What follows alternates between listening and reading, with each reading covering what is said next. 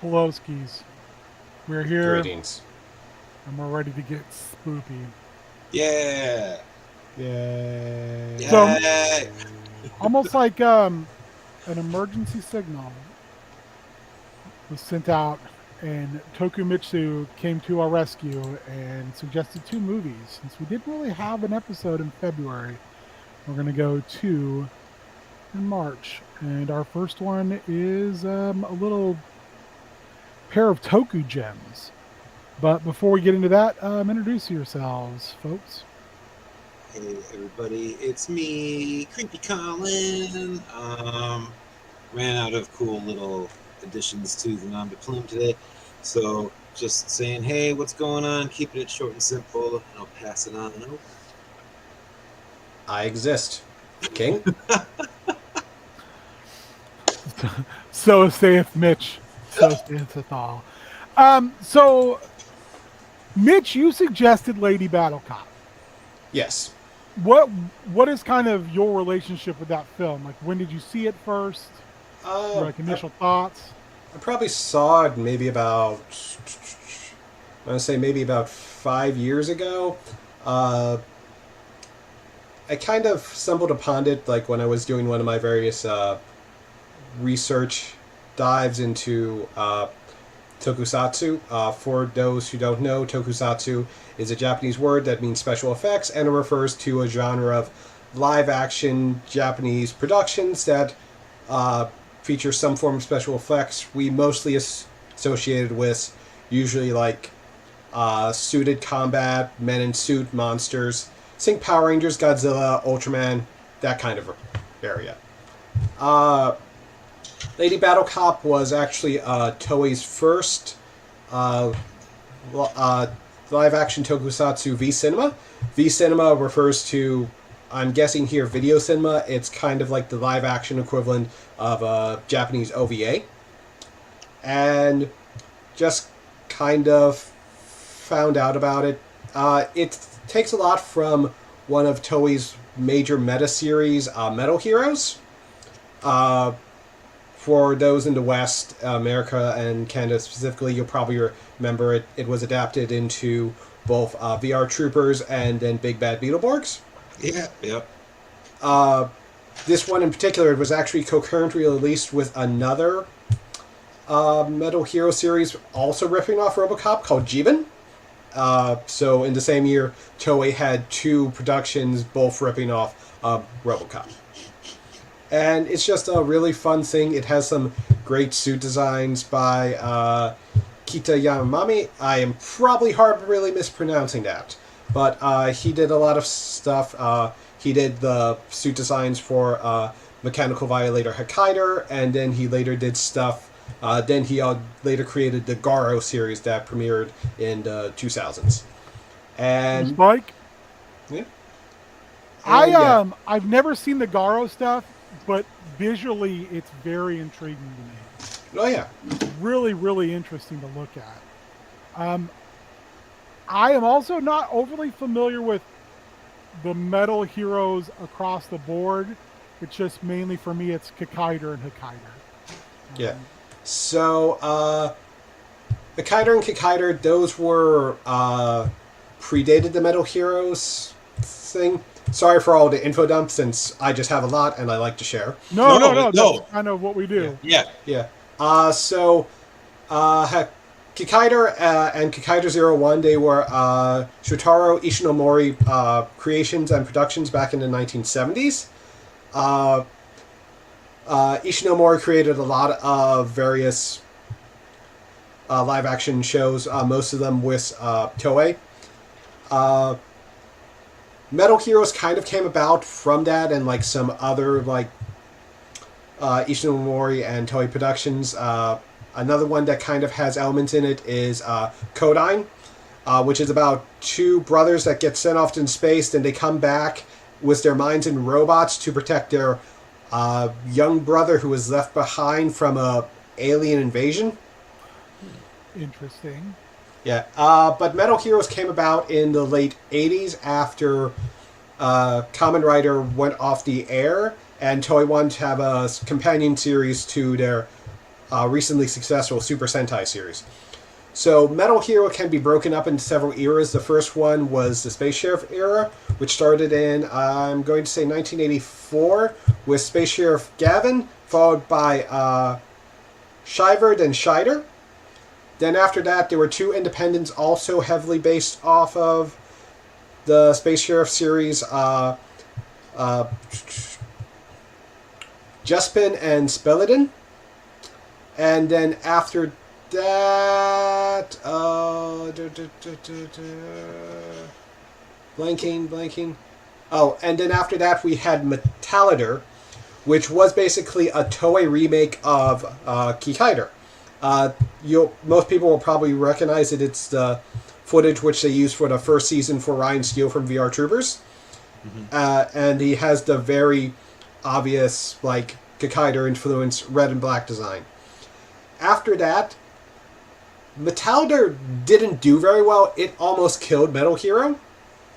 After that, they kind of reconfigured it, and they started. They did Jiraiya, which was basically world ninjas competing to defeat an alien. It's a weird thing. After that, I believe that we go into the Rescue Police trilogy, which was Winspector, Soulbrain, then XC Draft. After that, we then get Jiben. Then I'm probably messing that up, but yeah. It goes Jiben, Jan Person. I got them all mixed up, but yeah. That's all right. I mean, I'm just impressed you know as much about it as you do off the top of your head. This is impressive. I would. That's a part of Tokusatsu that I'm just not overly familiar with. Same thing with Super Sentai, though. I'm not overly rote in Super Sentai. I was always an Ultraman and Kamen Rider guy. Yeah. Okay, so I just looked it up. It goes, I got it, your rider. Then it goes the special Rescue Police series, which Winspector Soulbrain, then XC Draft, then Jan Person, which is another RoboCop riff, but instead he's just a straight up robot. He also has a side. Oh, he also dresses in. He also has a civilian outfit, which is just like a purple tracksuit. He also has a sidekick named Gun Gibson, which is basically a reference to Mel Gibson from Lethal Weapon. Then we get to Blue SWAT, which also almost killed Metal Heroes because it was too adult, and they had to kind of shift mid-series to make it a little more kid-friendly. And then we get to the final era, the final trilogy, the Beetle series, starting with B-Fighter, then B-Fighter Kabuto, then Kabutak. You'll remember the first two. Those were the ones that were adapted into Big Bad Beetleborgs. And then we have the last. Kabutak is kind of interesting. It's kind of a riff off of the old Toei Kid shows from like the early 80s. So it has like big eyes, big things, and like sort of a little bit more goofy. It really has an element of Ishinomori's Robocon, which then spawned its own bunch of series in the forgotten fourth Toei meta series, the Fudishi Comedy series, which is just a whole bunch of mixture. It has robots, it has cute animals, it has magical girls, it has 2 kid detective seasons. It's just wild stuff. That does. I mean, that sounds very entertaining. Anyway, I mean. Yeah. Oh, one of the last ones of the Fudetsu Comedy Hour. It was an entire musical series based off of Japanese folklore. Ooh, interesting. Yeah. That sounds cool. So when we talk about Lady Battle Cop, does that then? It kind of feels like they don't fit into any type of overall arching chronological. They just kind of fall in a genre then together. kind of. It's kind of what Toei does. It's early on, like they would try to have like intercontinuity between series, but then they realized, oh, that's kind of hard to keep track of. So then they had the genius of idea of, we'll just create something new every year, and it's worked. There's like kind of loose continuity right now between like Kamen Rider series, but that's more like shared between the movies, and you can like ignore that from like day to day. Surprisingly, they're trying to introduce like more continuity in between like the Super Sentai series. Actually, the last two series, the 45th anniversary,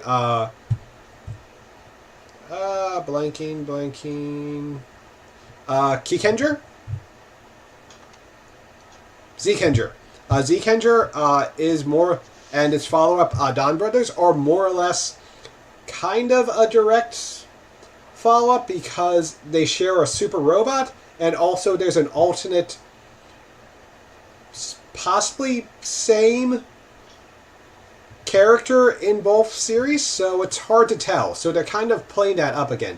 They were also doing that at like the start of like the second era of the Kamen Rider Heisei era, with like Double and all that was an overarching evil organization known as Foundation X, but that kind of petered out after like maybe about 3 seasons. So when we look at this, it's its own thing. It just meets a lot of kind of the Metal Heroes aesthetic and ideas. People call this basically Lady RoboCop. That's what it? I mean, essentially what it is. It is Lady RoboCop. That's what they wanted to do. It was like, and how well did they succeed in your mind?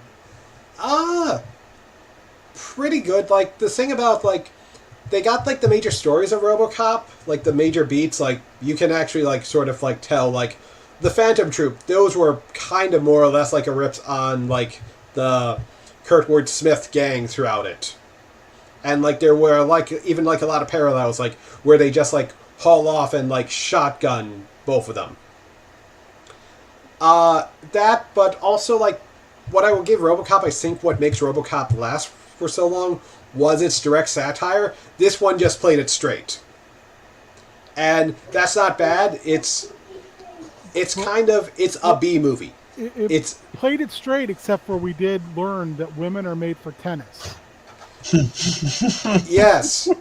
That song was amazing. Yes. Yeah. Just like, disempowered. Wait. Yeah. Okay, this. The main character, ostensibly Lady Battle Cop, her theme song is about how women were made for tennis. That's the translation, and it is wild. Yes. And to be fair, she was an award-winning tennis star. Yeah. I mean, if you're going to put anyone into a cyborg body, it's going to be an award winner. This movie is amazing. When you have absolutely positively killed members of a like 4-man terrorist group to death, you need a former tennis player to do so. Yeah. It's a wild picture. Yeah, they have all this like advanced technology. They have laser rifles. They tool around in kind of like a shitty van. Oh yeah. There's a little bit of like a weird evil A-Team thing going on with them. Yeah, the leader has like they all have kind of a thing they're going for. Each has a very distinct look that they're all aiming for, especially that leader, who I love with his like full-on like camo gorilla like warfighter gear. It's just and just gratuitous English. Yeah. What was that? Well, his thing is the cartel comes from America, so basically all those, the colonel, particularly, he was kind of like introduced as like this corrupt ex-special forces guy, which is also how they got the NASA-made psychic super soldier. Oh yeah, can't forget. That's also something it has over RoboCop. Yes. Oh my god. That was a very welcome kind of thing. Having, I don't know, it was comic booky, but not like saying that in a bad way. It was It was very comic booky in a satisfying. Ricky O way. Very good. Yeah. And I'm all about that. I liked it. It's I get in RoboCop, Ed 209 is kind of like the law enforcement without the humanity type But of thing. ultimately a punchline. Yeah, and then this, it's like we don't need another robot. We've got a psychic ninja who has like a very Cro-Magnon brow and is going to be real hard to kill. Looks like Danny Trejo in From Dusk Till Dawn when he fully vamps out. It's like yoked. It's just like, whoa, okay, here we go. Yeah. I very much enjoyed this movie. It's a weird ride. Yeah. In the suit design, it's wonderful. It's really cool. I mean, it's like you're looking at it like this only in Japan. Like the heels and like the cool like hip plates and like it's like business suit shoulder pad kind of a dealie, but it's all like utilized for battle and it just works and it's fun. It's so fun. Oh yeah, like the heel stabilization. That's like actually like a good thing. And then they introduce it early on. Then it's a weapon at the end. Yeah. And also, just like what I love, you can tell this was definitely written in the 80s in Japan. Because, let's just throw in an Esper. Because Japan in the 80s loved throwing psychics into things. Because... yeah, like... why not? There's randomly some psychics, I think, during... is it Heisei period, right? Yeah. Like, okay. Same thing with Gamera. Yes. Yep. Yeah. I think it's always interesting to see genre culture from a different perspective, whether it's regional or whether it's just simply a completely different cultural perspective. But yeah, I enjoyed it a whole lot. I thought it was very, very, very fun. And you're right. It has everything I want out of a B movie. Yeah. It's like some B movies are so bad that they're unwatchable or they're barely watchable. This is a movie I will show other people. Yes. Because they'll be like, "Oh, you want to have some fun? We're gonna watch Lady Battle Cop." Yeah. Because it's fun. It's well paced. It's basically just like a slightly longer than like 2 episodes like of what the series would be. It like introduces it gets in, it like has, it well places its encounters and fights. Yeah. But also they don't like linger with them. We get these beats, we go out, and we go. I think that's the best part about it. It is well paced. It knows what it is. And it's very utilitarian. Like, there's no wasted things. It's like spoilers. It's like, oh, we're going to have this scene with this random, with the chief of the police that we've never seen before. That was kind of weird. Oh, but then it comes back. He's evil. Shocker. There's no fat on them bones. It's under 90 minutes, and it moves like it's under 90 minutes. It has one of the best openings when that cartel comes in the bar, just wastes everyone, and they're like, "Stop this senseless violence." It's like, okay. That is the opening of the movie. They kick it off right. They want you to know right away, like, we got TikTok. And it has that like that wonderful B movie quality where you're like, is this supposed to be like silliness, or is this like just like, is it intended, or is it just like, totally like inherent from like just how zany everything coming together is?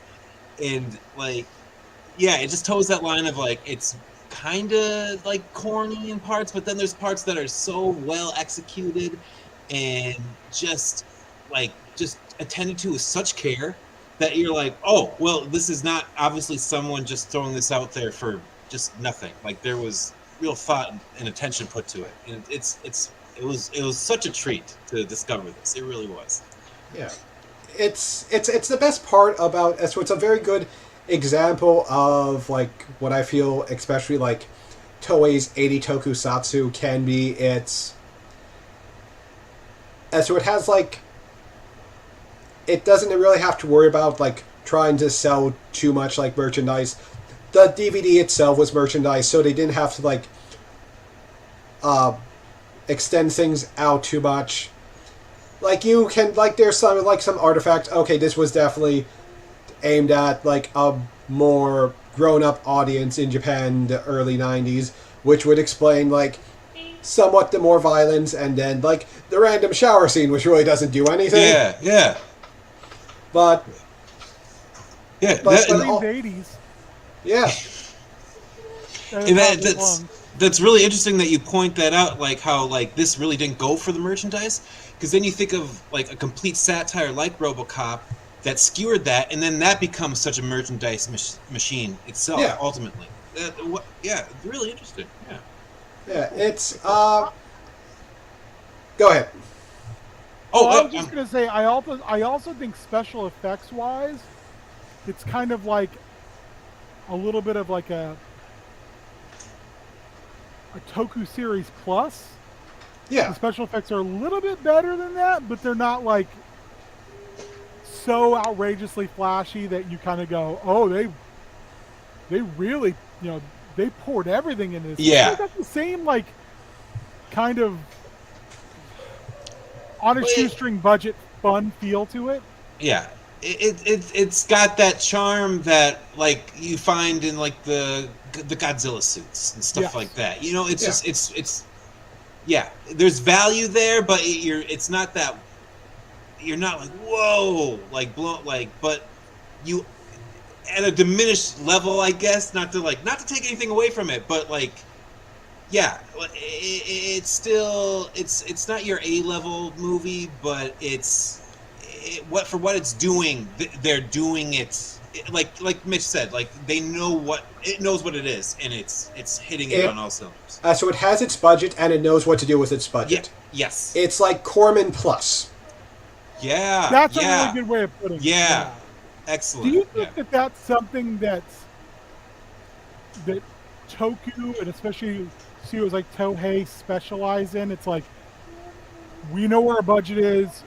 We're not going to play outside that budget. We're going to make that budget work, and it's going to look like it was a little bit better than what the budget was.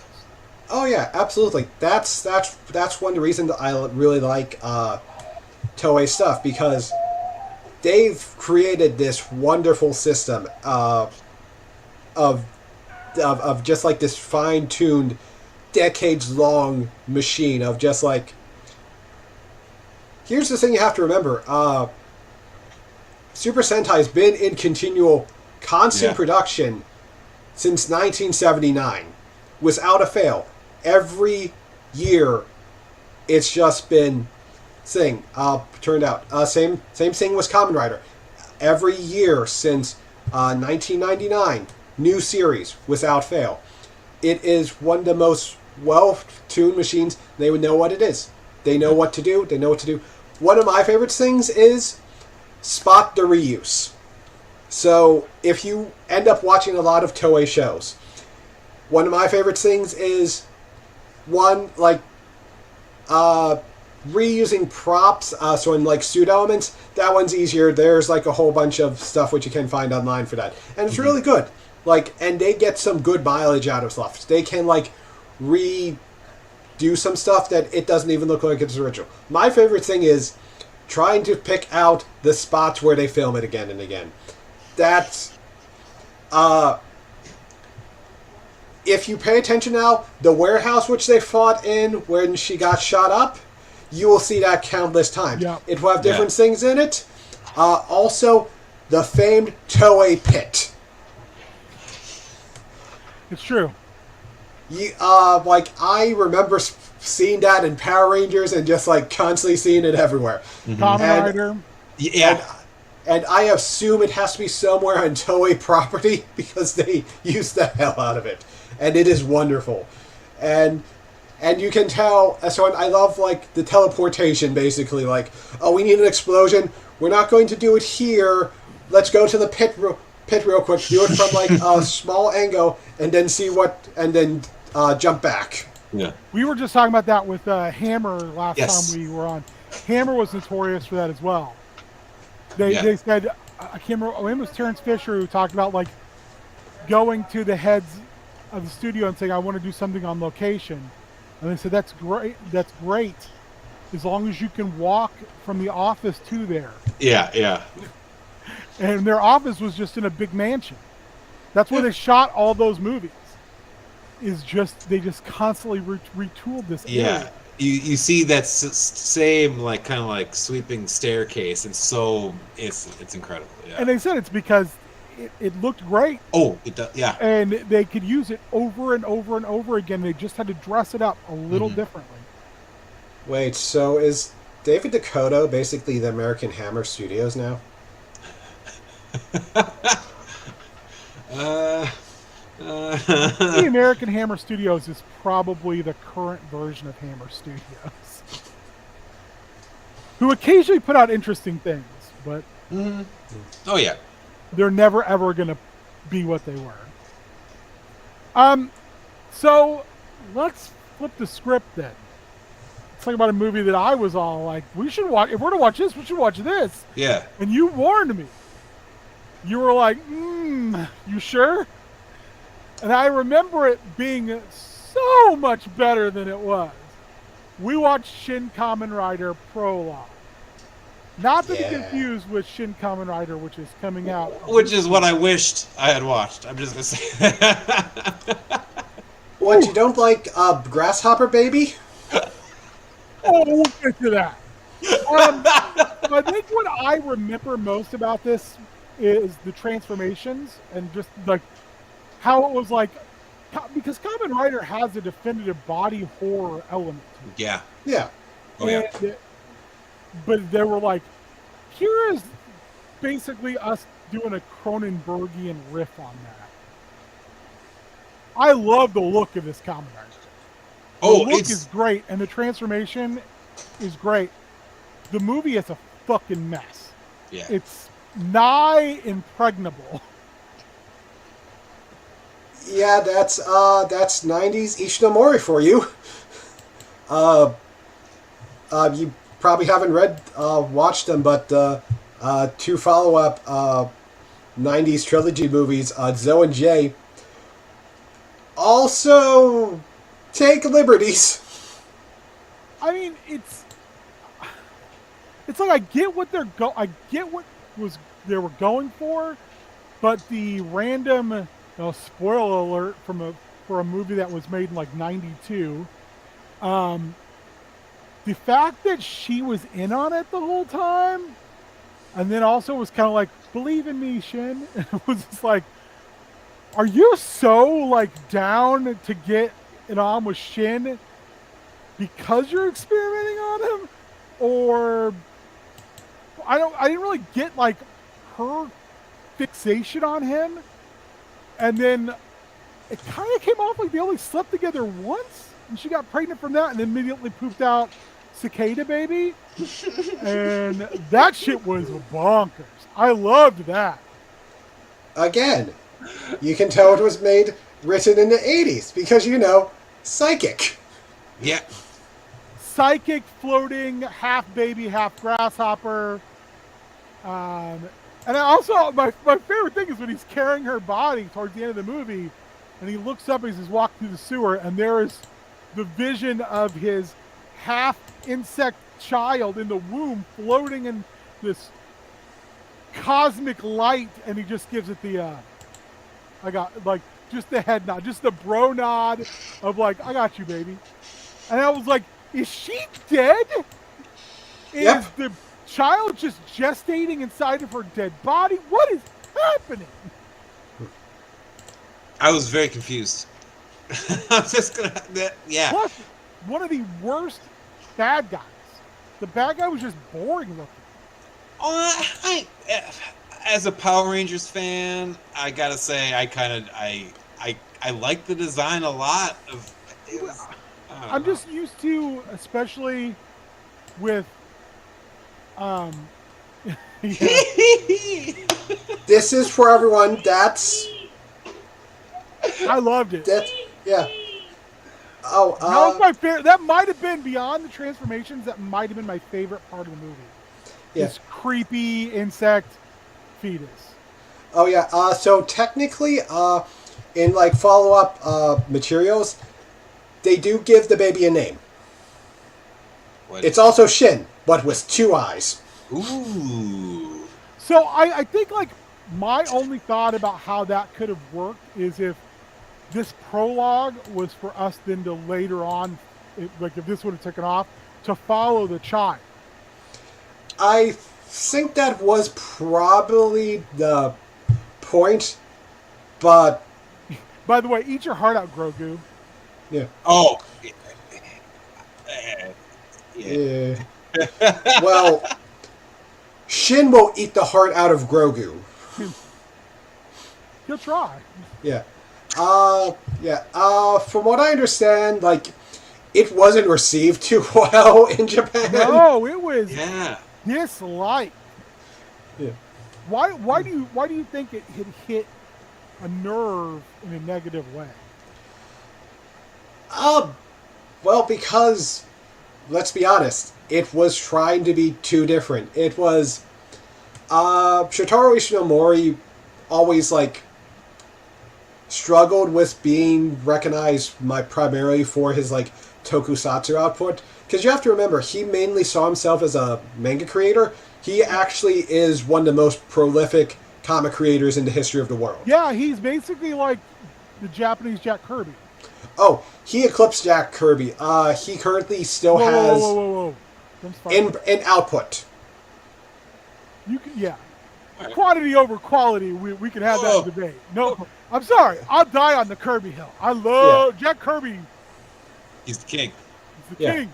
Yeah, but yeah, like, he's still, like, it's kind of a worthless metric, but he still currently holds as the Guinness World Record holder of most individual comic pages created by a single person.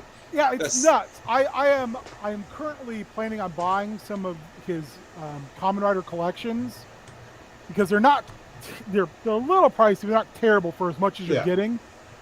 They're really great looking. I mean, there's just such a refined, smooth elegance to the art. It's not going to blow you out of the water, but it's wildly. It reminds me of Mark Bagley. Is what I don't consider Mark Bagley to blow you out of the water, but Mark Bagley is going to give you peak Mark Bagley all the time. He doesn't draw bad issues. He just doesn't. And everything I've looked at Ishimori's work, I've been like, holy shit, this is just so consistently good to great all the time. It's really impressive.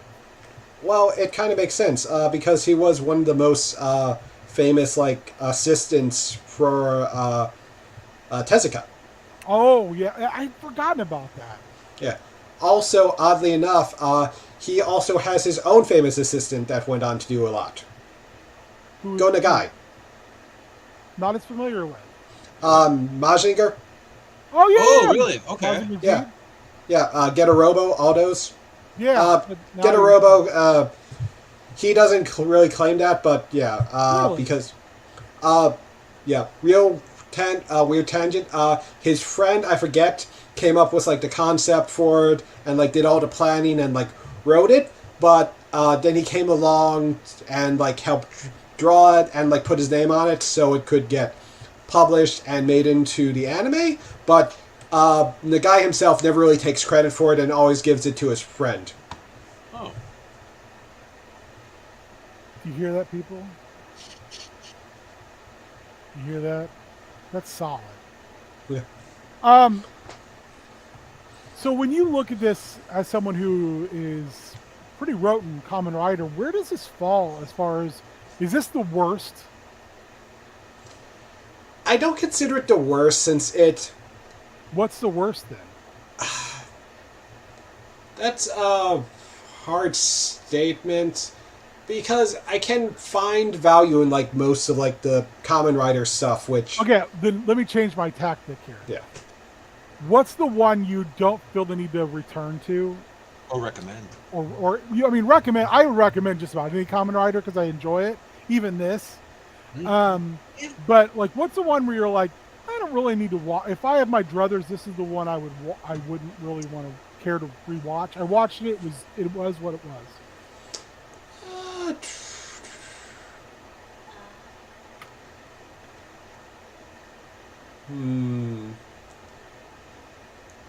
Probably a little thing like I started Amazon, Kamen Rider Amazons with a Z, like years ago.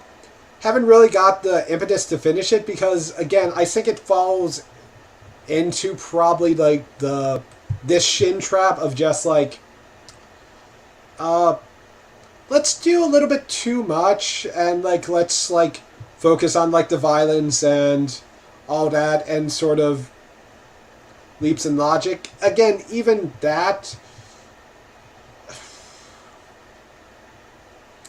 I need to go back and watch. I remember watching about half of it, and then I just kind of didn't finish it. But it's also something where I was like, why am I not watching this? We're getting Kamen Rider stuff in the United States, and I don't have to like seek out like it's the Grail. Yeah. Well, also the problem with it, like, I'm just not really a spoiler. The problem is, there's 2 seasons of it. Those are available on Prime.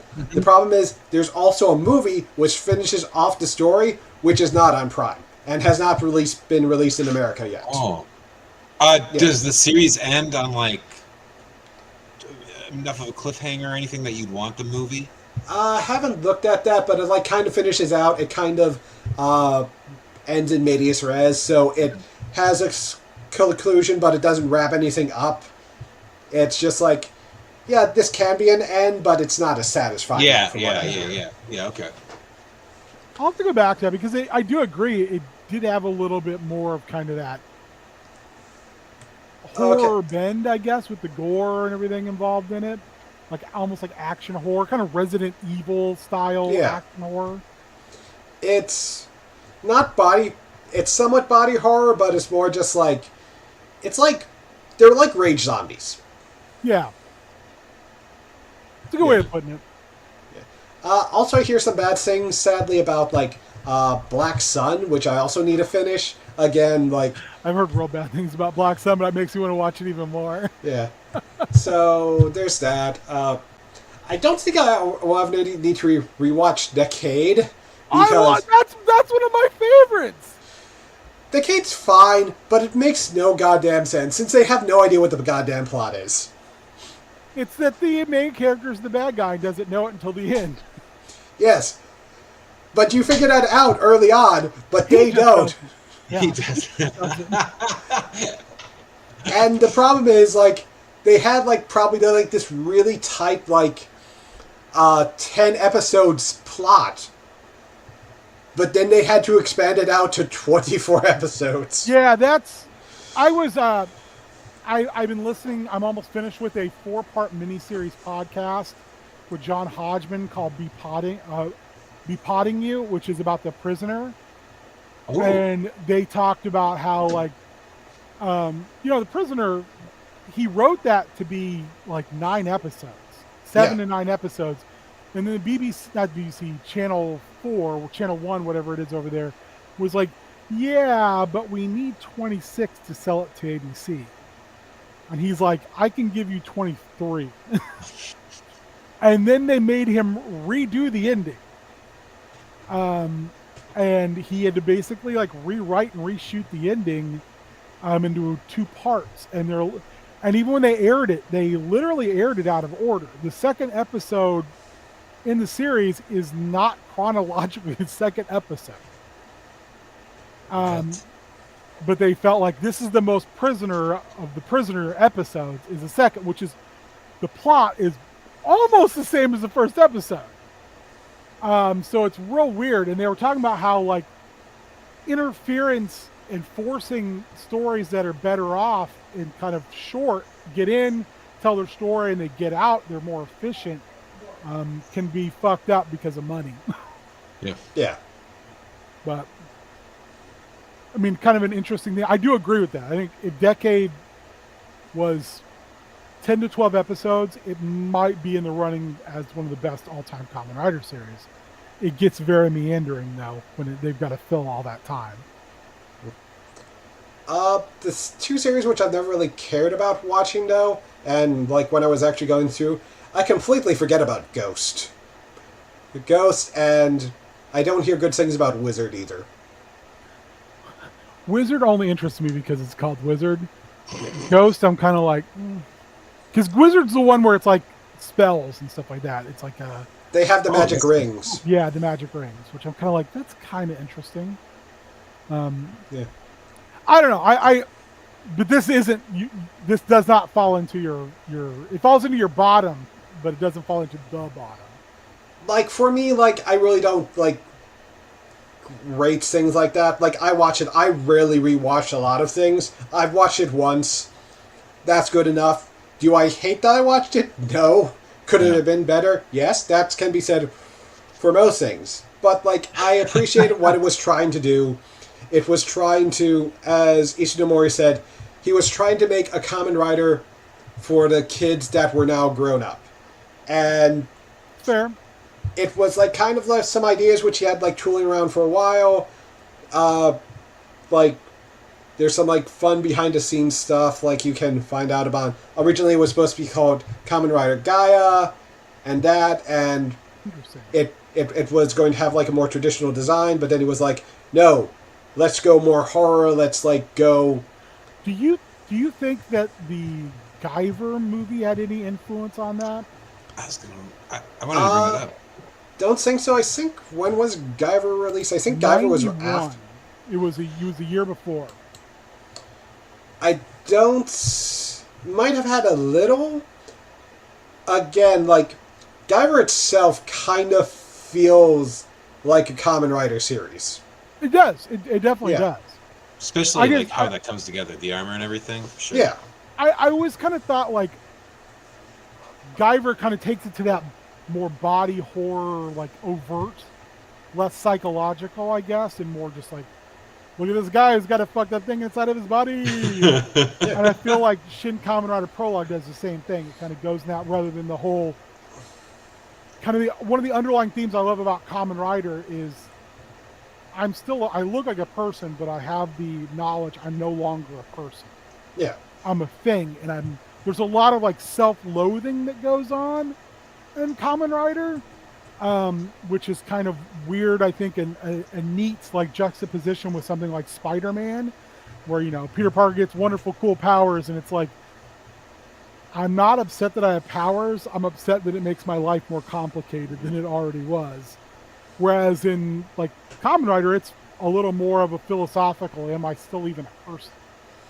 Well, also the fact that most of, like, the showier ones, more or less are basically the byproduct of Nazis. Yeah, you're a weapon of war. Whether you want it to be or not, no longer matters. Yeah, which I do, like, give credit for Shin. Like, they make that unambiguous. It's, like, literally, like, technically, like, we call, like, the main character, Masked Kamen Rider Shin, but, like, his actual name within the story is Cyborg Level 3. Yeah, you're just... I mean, we were talking about before we went on air, Bad Batch spoilers, but the idea of, like, the Dark Trooper program and that it's clones. They already don't look at clones as people, and now we're going to literally turn you into fucking cyborgs. Yeah. With no will. You know, no agency. You're just going to be unrelenting killing machines. And that's kind of that's very Kamen Rider, which is intriguing to me. So, Colin, what is your familiarity then with? Is this kind of open a door? Yeah. I've like familiar with all, like, I guess, I don't know if you'd say it's just kind of like the mainstream kind of stuff, Godzilla, all that. But like, By the way, your weird noir lighting tonight is amazing. And should have yeah, I don't know how it's going on like this, but It's I am really cool. enjoying I it. feel like I'm walking into an office and you're just like Yeah. pouring yourself a drink. Yeah. Oh, I got a fan over there. I think that's the source. But hello, son. Anyway, yeah, like I'm working my way through the first Kamen Rider, and that's awesome. I am loving that so much. What That's did you so think great. of Batman? That was pretty sweet. The first time I ever saw that, I was alarmed at how wild and gory it is. Yeah, especially when you like kind of put it up to like what we would have been having in America at that time, and what I'm expecting from what like the grain, the footage, and everything. I'm like, okay, this is what this is gonna be in my head, and then like when it's just like, oh no, okay, all right, wow, they're going for it. It's fantastic. And to me, it has a lot of the same vibes of what I love about like Salem's Lot. It's the vampirism as an infection. Yeah. And that once it's exploded so much, like, what do you do? And I love the fact we get it like in this building, and it's like, oh, Kamen Rider, if you do not stop this here, it's done. Yeah. It's like it'll exponentially be worse. Yeah, very, yeah, like it's very impressive. Like overall, just the stakes they set up. It's not, I don't know, it's yeah, like when you say just even for that episode alarming, it's almost watching that in general is just like, wow, for someone who's just so new to it, like myself with this stuff at least, like it's which makes me pumped for impressive. the upcoming Shin Kamen Rider, because we see Batman in the trailer, but only from behind, and he's in a lab coat, and I'm like, oh my gosh! Yeah, I'm excited for that quite a bit. That looks great, and I really want to see Shin Ultraman too. That looks. Yeah. I'm dying to see Shin Ultraman. Yeah. Hopefully this weekend, but we'll see what happens. Oh really?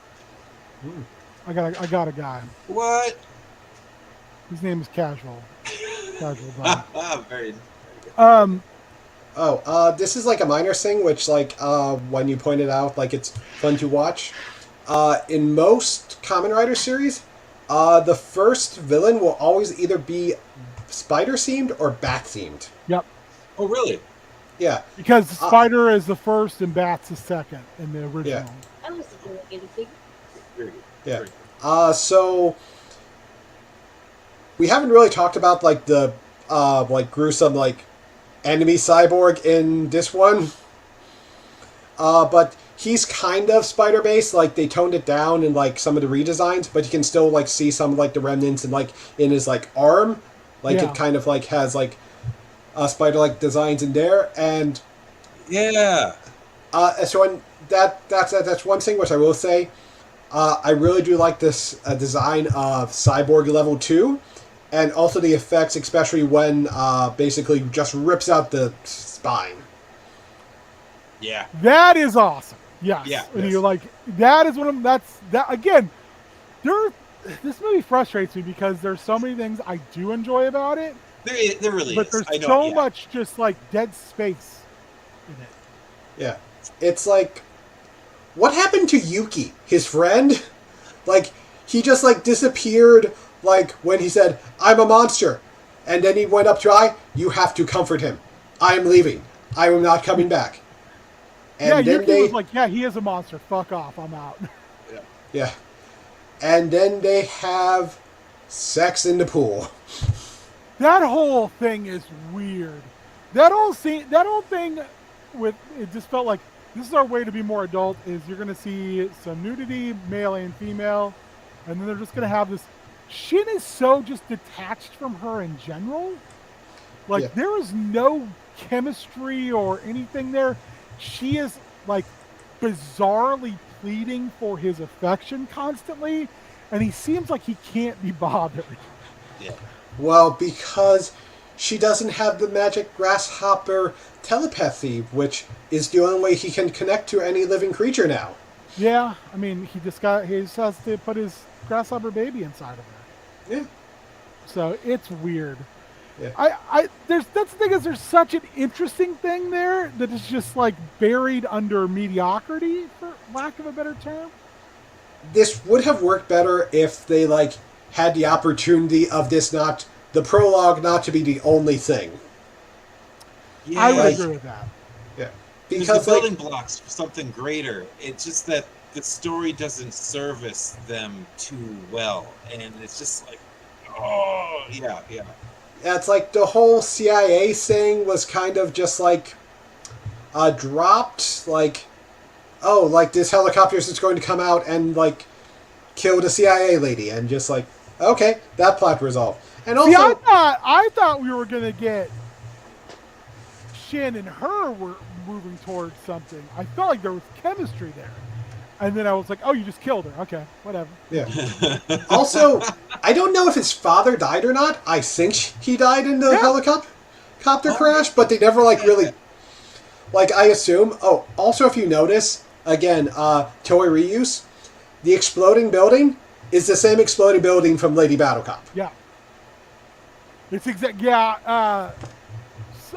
Someone pointed that out to me. I can't remember where it was, like online somewhere where I was like, I had to go back and rewatch it again. I was like, it is the same explosion, which is so great.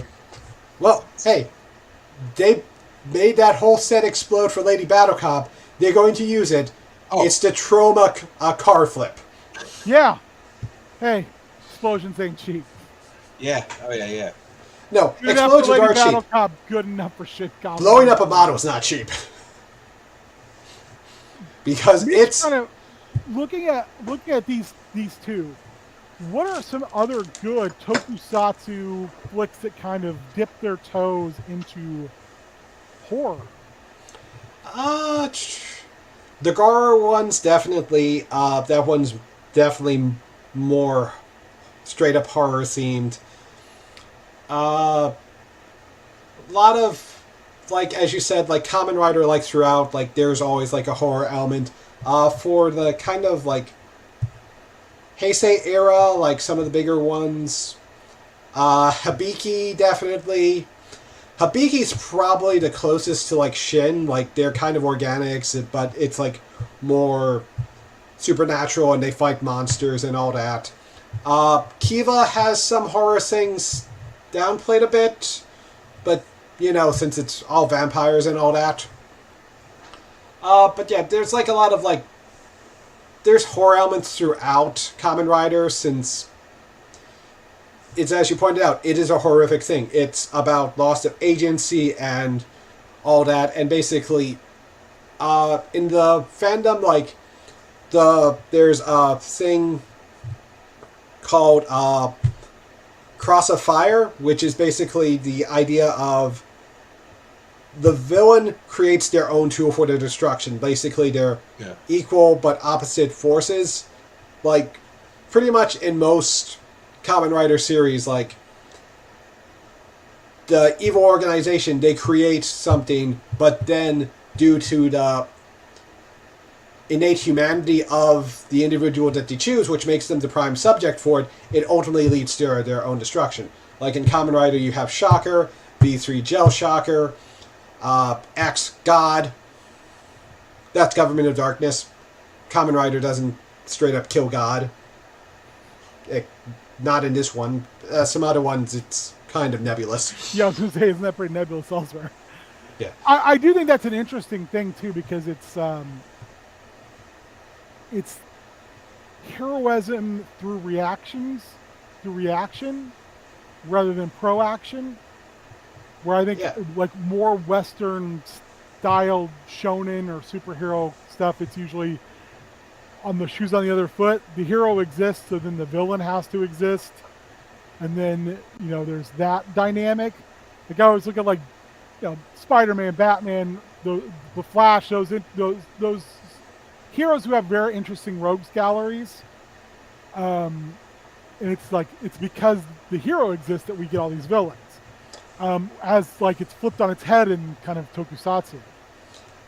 Like again, this is me going out on a limb or something a little bit, but I do think a lot of that is a reaction to the Japanese in World War II, and basically a lot of like the younger generations basically not like they do not want to start a fight. They don't want to be the aggressor because they saw what that did to their country. And they were like, you do sometimes need to stand up for things and that, like that, but you don't want to be the aggressor. And it also probably has to do something, there's also probably like a fascinating like study which you can do with Japanese pro wrestling and like just hero stories in general, since Tokusatsu particularly like takes a lot of like elements from like Japanese pro wrestling. Shonen anime does too. Basically, like very much face heels and like redemption through fighting and all that. It's all pretty much that. It's just like I do think like those two things probably influence how like the Tokusatsu like heroes are presented. It's not like they did not choose to fight, but they're going to fight the fight. Yeah. Yeah, it's almost like this is our last. This is the last course of action that we have available to us. Yeah. So we'll do that, which also makes something like Hokkaider very interesting, because ostensibly Hokkaider is the villain and then becomes like an anti-hero, and that's a real weird concept. Well, Mechanical Violator Hokkaider's That again. that is a different thing though, because that is definitely like a that's Yeah. a different beast. I'm thinking like Hokkaider in the Hokkaider series. He's the bad guy, Yeah. but he kind of slowly over time. The only thing, the thing I can think of like best Western comparison is he's Venom. Oh. Venom initially shows up in Spider-Man. He is a fucking terrifying bad guy, but because of popularity and innate just interest, he becomes an anti-hero. Oh, so spoilers for 40-year-old series. Hokkaider technically shows up in the sequel series, Hokkaider 01, but since he was so popular, but he's a straight up villain since he just has Gil's brain in him this time. Also, the old series human form theme song for Hokkaider is one of the greatest pieces of music in Tokusatsu ever. It's right up there with the original Kamen Rider theme song. It's so good. It's so ridiculously good. It's just stupidly good. Yeah, I think you shared that with me. Yeah, it's the Sabaru theme. Yeah. It has like the spaghetti western beginning. Yes. It's just chef's kiss. That is really good. Ishinomori does like westerns. There is, I didn't really think too much about that until you just said that. There is a lot of like kind of spaghetti western aesthetic to a lot of that stuff. Yeah. One of the like series that came after, Kaibetsu Zubat. Basically, the main character is just like a spaghetti western. He wears a cowboy hat and carries around a guitar. So, and I'm always intrigued with Kamen Rider because Skullman was first, but they never made it because they thought it was too violent, right? So Skullman was kind of like the prototype for Kamen Rider. The TV studios and the producers liked the idea, but they wanted to rework it a little. It went through a lot of things. Weirdly enough, one of the things was originally he was going to be like a masked wrestler, and then they had one where they added like a bike predominantly that was called Crossfire, and then they like developed it a little bit more, and like sort of like the whole insect thing was kind of like a later addition. Yeah. But it just kind of like fit, and the rest is just like, yeah, there we go. Yeah. Because they go back to that Skullman look in a later Kamen Rider. Yeah, so they go back to it a few times. There was a Skullman type analog in the Kamen Rider Spirits manga that came out in like the 90s. They had a dedicated Skullman live action prequel to a Skullman anime in the early 2000s. And then they introduced just like a straight up like Skullman homage in Kamen Rider Double called Kamen Rider Skull. Yeah. I'm trying to think, who was that manga, is it Demon Lord Skullman? Lord Deathman. Lord Deathman, that's what it is. Yeah. I always feel like there's something there too. There's like a tenuous kind of fiber of just wonderful idea that kind of sorts through that, and it makes me so happy that Lord Deathman is now kind of a canon Bat villain and very interesting, like in current Batman continuity. Anyway, Yeah. are there any other recommendations? Again, like Tokusatsu, like it's a genre more than anything. It's like a medium, I feel, more than anything. So, what genres are you into? Are you just looking for horror, or? Yeah, I mean, ostensibly we talk about horror, and I'm always big on, so like more recent Japanese horror, the last like 20 years or so, is not my wheelhouse. But I do love the old school like Toho horror that they did. The Dracula trilogy. I love the Yokai War trilogy. So I'm always really interested in horror from a different perspective, because I think horror means a lot of different things to a lot of different cultures. Mm-hmm. I'll have to think about it, but I can get back to... See, the problem is, like,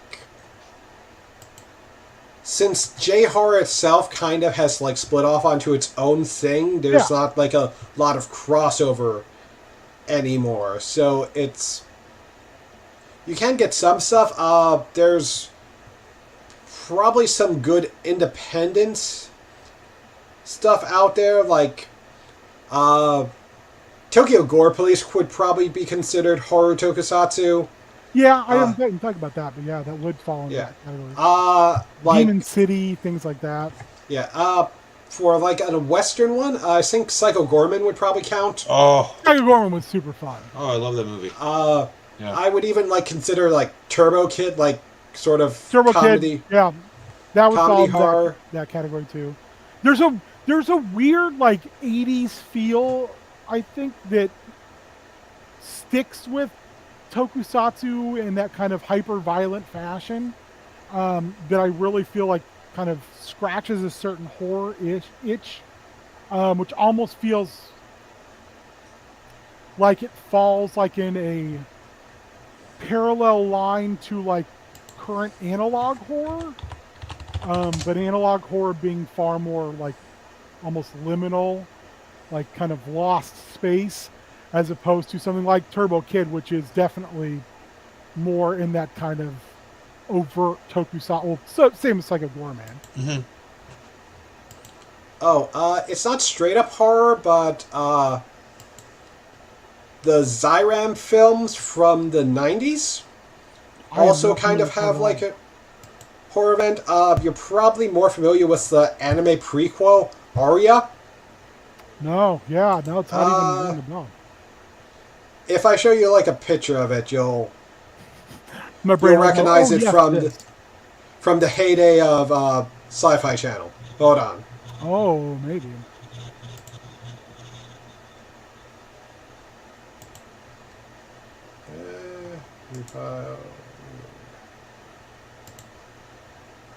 Okay. Let's share.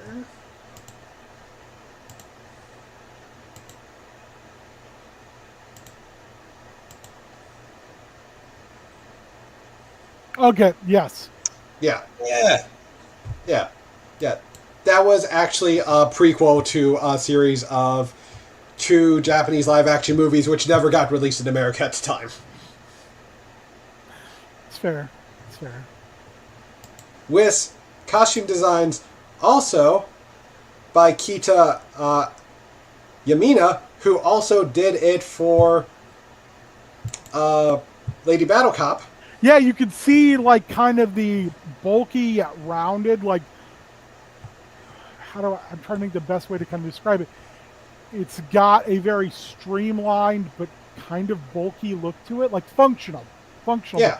Or like what the Iron Man armors I enjoy best look like, Yeah. where it's like, oh, there's a guy in there, I can tell. It looks like there's a guy in there. It's just a suit of armor.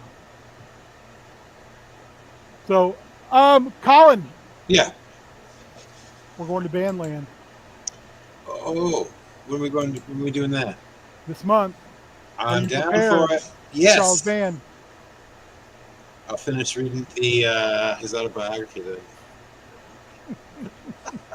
I'm like 3/4 of the way through. It's actually,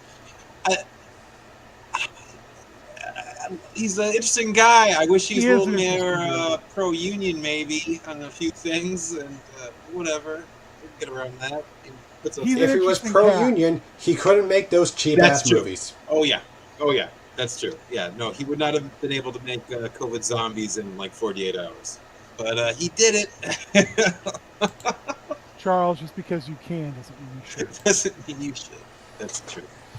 Oh well, but yeah, I'm excited for that, especially to go over that juicy mid to late 80s and early 90s full moon stuff. It's just That's my late grade school, early middle school video store. Yes, just like devouring those movies. Yeah. Oh yeah, weekends. We'll get a date on the calendar, and we'll get ready to take our trip into Bandland. Mitch, where can people find you? Where they can find me. Excellent. Yes. Colin. Last thing I would like to do, so I do have a recommendation. Yeah. It's not horror tokusatsu, but it's really good. Yeah. It's independent series called Dogengers, which basically translate into Yalgers. It's a collection of I could go on this. It's like one of my favorite aspects of Japanese superheroes and tokusatsu culture in general, called local heroes. Are either of you familiar with that concept? No. Basically, it's an extension of like mascot culture in Japan, but it's like companies, local governments, and like other groups will create a superhero for promotional purposes, and it will be used in like live appearances and like stunt shows. Like Pepsi Man? Yes, but like an actual like person in a suit. Yeah. Like Human Fly. Yeah. So in that, and like local governments and like companies will do it. Dogengers is basically like a collection of doughs, like all existing ones, but they like give them a budget. They filmed it, and like it. So it's going to start its 4th season this year, and it's really great. Looks amazing. Yeah. Also, it's remarkable. It is the first tokusatsu series that was directed by a woman. Oh, hey! That's incredible. That's super cool. And it's a nice comedy one. It's very light. You can find the episodes out there. If anyone's interested, just drop me a line and I can tell you where to find them. Yeah, let me know. I would be interested in checking that out. It's really fun, and it like plays with the tropes, but it's just really well made. Another fun tidbit, the first villain that you see, that's another like local like villain thing, but he is also the main writer for the series. Oh, that's so good. I love when they sneak stuff like that in. Yeah. So that's my recommendation. All right, yeah, we'll have to check that out. That sounds interesting. Yeah, it looks just looking at images and stuff, it looks fantastic. Really cool. Yeah. Colin, where can you be found? Hanging around here, hanging around on Xbox, Chef C-Rock. If you feel like gaming with me, I'm on there. Colin, have you tried out Sons of the Forest yet? No, but I've been watching lots of videos of people playing and getting spooked by it. It looks really... I've been playing it. It's brutal. Oh, yeah. Yeah, it does look like... Yeah, it looks like I'd get a little bit of an anxiety spike playing it. I get more of a lag anger spike from it. Oh, really? Yeah. Ugh. That's no good. But it is definitely unsettling. Yeah. It's an unsettling game. It looks like it. It They does do the look like mood, especially like going into caves and things like that. The mood is it gets you. It's it. Yeah. But it's definitely something I am enjoying playing more with other people than I am enjoying playing by myself. Oh yeah, yeah. Sunday, are you around this Sunday? Sexy Bink Sundays. I think yeah, definitely will be. Because I Let's got some do it up. ideas I want to run by everybody. Heck yeah, I'm here for it. I got 2 Marvel superhero ideas that popped into my head this week that I kind of want to discuss. And then also I'm getting ready for my Monster Hearts miniseries. I've got 3 people already. Nice. 3 of my former 4 are in that, and then I've got space for 3 more. I'm trying to figure out who would be a good fit. It's definitely going to be It's a boundary pushing style of game to begin with. So, I always tell people Monster Hearts is like if Buffy the Vampire Slayer was on at 11 p.m. on HBO. So after the Watershed. It's some rough things in that. It's a Powered by the Apocalypse game, and one of the playbooks you can use is the victim. You get all your powers by being victimized. It's real uncomfortable. What my mind can pop up with that phrase. One of my current players played a victim in the last game and did a great job of it. But did they enjoy it? They did. Okay. They played a 16-year-old girl, and I never thought I would laugh so hard as Doug screaming at me, "Mom and Dad, why are you trying to ruin my life?" Constantly. But yeah, there was some definitely. It's definitely not a.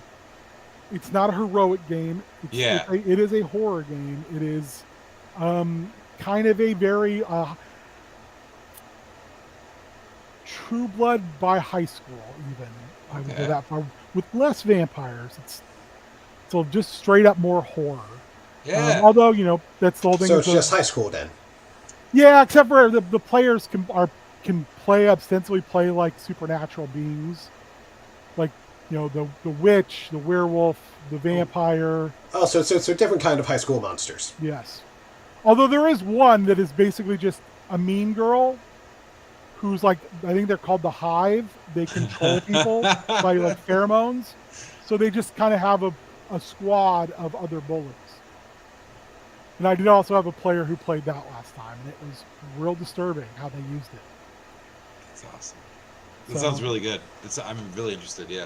Yeah, so I'm working on that. Maybe we'll talk a little bit about that on Sunday. For sure. I also want to say, since, Mitch, you're here, Shaggy, and Super Spike, I am gracefully bowing out of Tiny Ming going forward. Just for time constraints, and Dave's got a lot of other people who fit that bill better than I do as far as like what they can bring to what's going on. And yeah, it just kind of worked out. Rather than me kind of unfortunately sometimes being an unhealthy scratch and not knowing when that's going to happen and being forced to do it last minute, not fair to him. So we just kind of agreed, like, maybe we just kind of let that ride off into the sunset. So, but I did want to say thank you to you 3, because without that, I would not have been fortunate enough to get to know you and call you friends. And it's been just super cool to get to know that. Well, how much do you really know Mitch in the first place? How much do we know any of us? Yes. But yes, Sunday, tomorrow, tomorrow's Friday, I'll be playing something on Bad at Games. I don't know, maybe we'll play some Sons of the Forest. I've been threatening to play some Fallout 76. Ooh. Well, I will watch that as I'm building my Rivendell. You son of a bitch. Oh, it's still that the box. Picture where you're just like hugging that thing made me so giddy for you. Oh, I'm so excited.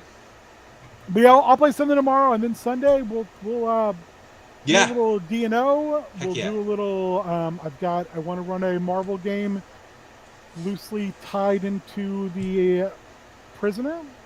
As far as like kind of some of the same Ooh. tenets. And then I also want to run an unlimited class wrestling federation game, since that is the Marvel wrestling group where everyone has super strength.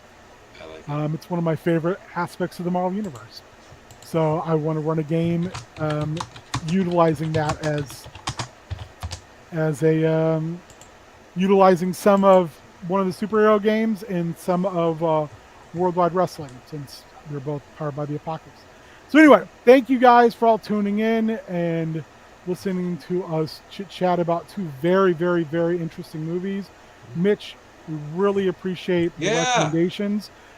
Lady Balacop was just the best. It was That so was fun. wonderful. It really was. So ridiculously fun. Yeah. I hope everyone has a reasonably good Friday. Get through the day so you can enjoy your evening. And we'll see you on the flippity flop. Bye.